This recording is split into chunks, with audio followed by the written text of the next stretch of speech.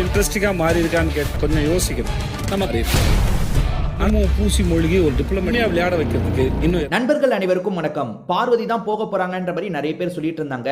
பார்வதி போறதுக்கு இதுதான் காரணம்ன்ற மாதிரி நிறைய காரணத்தையும் சொல்லிட்டு இருக்காங்க. அந்த காரணத்துல உண்மைத்தன்மை இருக்கா இல்லையான்றதை பத்தி தான் இந்த வீடியோல நம்ம டிஸ்கஸ் பண்ண போறோம். அதுக்கு முன்னாடி இந்த வீடியோக்கு ஒரு லைக் போடுங்க. ரெக்வஸ்ட் பண்ணி தான் இந்த லைக்கை கேட்கிறேன். நீங்க நிறைய லைக் போடுறது மூலியமா இந்த வீடியோ இன்னும் நிறைய பேர்கிட்ட புஷ் ஆகும். தயவு செஞ்சு இந்த ஹெல்ப் மட்டும் பண்ணுங்க. லைக் போடாம இருக்கீங்கன்னா லைக் போட்டுட்டு வீடியோவை கண்டினியூ பண்ணுங்க. இன்னும் நம்ம சேனலை சப்ஸ்கிரைப் பண்ணாம இருக்கீங்கன்னா சப்ஸ்கிரைப் பண்ணி வச்சுக்கோங்க. நம்ம இப்ப கண்டென்ட்டுக்குள்ள வந்துடலாம். ஆக்சுவலா ஷூட் வந்து நேத்தே முடிஞ்சிருச்சு. வெள்ளிக்கிழமை ஈவினிங் டைமே ஷூட் ஆல்மோஸ்ட் முடிஞ்சிரும். நைட்டு வந்து ரிசல்ட் ஓரளவுக்கு வர ஆரம்பிச்சிடும். அப்படி வந்த ரிசல்ட் பார்வதி தான் வெளியே போறாங்கன்ற மாதிரி வந்தது. ஸோ பார்வதி தான் உண்மையிலேயே போறாங்களான்றதை கடைசியில் நான் சொல்றேன்.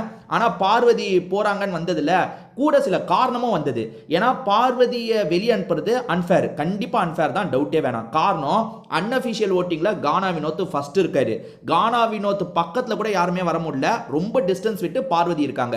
பார்வதிக்கு அப்புறம் திவ்யாக்கு அப்புறம் விக்ரமா, அதுக்கப்புறம் தான் எல்லாருமே.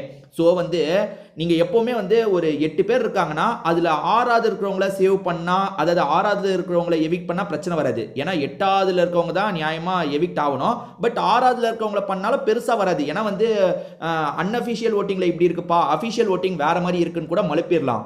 ஆனா பார்வதி அன்அஃபிஷியல் ஓட்டிங்ல செகண்ட் இடத்துல இருக்காங்க. ஸோ அஃபிஷியல் ஓட்டிங்லயும் அதிகபட்சம் 2வது இடம் தான் இருப்பாங்க. அப்படி இல்லைன்னா 3வது இடத்துல இருப்பாங்க. அப்படிதான் இருக்குமே தவிர ரொம்ப பின்னாடி இருக்க வாய்ப்பில்லை.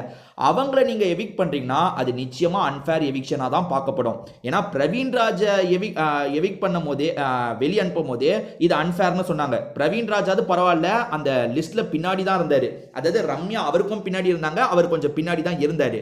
அதே மாதிரி திவாகருமே சரி 4வது 5வது இடத்துல இருந்தாரு. அவர்தே வந்து அன்ஃபேர் எவிக்ஷன் சொல்றாங்க. அப்படி இருக்கும் போது செகண்ட் இடத்துல இருக்க இவங்கள பண்ணா அது கண்டிப்பா அன்ஃபேர் எவிக்ஷனா தான் மக்கள் கிட்ட பார்க்கப்படும். ஸோ அந்த விஷயம் பண்றதுக்கான வாய்ப்பு கம்மி. இதை தாண்டி என்ன உருட்டுறாங்கன்னா பார்வதி வந்து பிக் பாஸையே மதிக்கிறது இல்லை, பிக் பாஸே டென்ஷன் ஆயிட்டாரு. அதாவது பார்வதி கமருதீன் வந்து மதிக்காம அடிக்கடி அந்த மைக்கை மூடி பேசுறாங்கன்ட்டு பண்றாங்களான்னு கேட்டீங்கன்னா பண்றாங்க. ஆனா அதுக்கு பிக் பாஸ் டென்ஷன் ஆயிட்டாரு. என்னமோ பார்வதி கமருதீன் மட்டும் தப்பு பண்ற மாதிரி இருக்கு. ஏங்க ஒருத்தன் இந்த எஃப்ஜேன்னு ஒருத்தன் இருக்கான் பாத்தீங்களா, அவன் பாதி நேரம் தூங்கிட்டு இருக்காங்க. நாய் குலைச்சு நாயே டயர்ட் ஆயிடும் போல, அந்த நாய் சவுண்டே தேஞ்சு போயிடும் போல, அந்த அளவுக்கு தூங்கிட்டு இருக்கான். அதுலலாம் பிக் பாஸ் டென்ஷன் ஆகல. அதாவது பிக் பாஸ் அவ்வளோ சொல்லியும் அவன் தூங்கிக்கிட்டே இருக்கான். விஜய் சேதுபதி சொல்லியும் தூங்கிட்டு இருக்கான். அதுலலாம் பிக் பாஸ் டென்ஷன் ஆகல. பார்வதி பண்ணதுல தான் டென்ஷன் ஆயிட்டாரு. அப்படிதானே? இந்த வீட்ல யாரு பிக் பாஸ் டென்ஷன் பண்ணாம இருந்திருக்கா?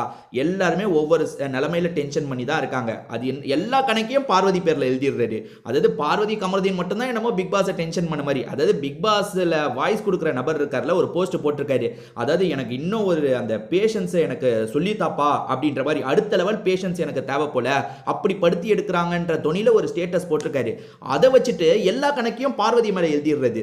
அதாவது வீட்டுல எல்லாவனும் தான் தப்பு பண்றான். இந்த எஃப்ஜே பண்ணாத பிரச்சனையா, என்னமோ பார்வதி பண்ணதுல அவர் அப்செட் ஆயிட்டாரு. என்னங்க இது கதை? அதுலலாம் லாஜிக்கே கிடையாது. இதை தாண்டி பார்வதி பேர் ரொம்ப நெகட்டிவா போயிட்டு இருக்கு. என் பொண்ணை அனுப்பி விட்டுருங்கன்னு அம்மா சைட்ல இருந்து கேட்டாங்களாம். ஏங்க இது நம்புற மாதிரியா இருக்கு? ஏன் நெகட்டிவா போகுதுன்னா ஒரு முதல் 2 வாரம் 3 வாரம் செம்ம நெகட்டிவ், ஃபுல் நெகட்டிவ் போச்சு. அப்பயே வர வச்சிருப்பாங்கல்ல, இப்ப நெகட்டிவ் கலந்து பாசிட்டிவா மாறிட்டு இருக்கு பார்வதிக்கு. இந்த நேரத்தில் அம்மா சொல்றாங்க, ஆட்டுக்குட்டி சொல்றாங்க. இந்த காரணத்தை நம்ப முடியல. சோ பார்வதி போவாங்க நேத்து நைட்டு வந்தது. ஆனா இப்ப நியூஸ் மாறுது, கனி எஃப்ஜே தான் போக போறாங்க. இதை பத்தி உங்களோட கருத்து என்னன்றதை என் கூட ஷேர் பண்ணிக்கோங்க. திரும்பி வேற ஒரு வீடியோல நம்ம பார்க்கலாம்.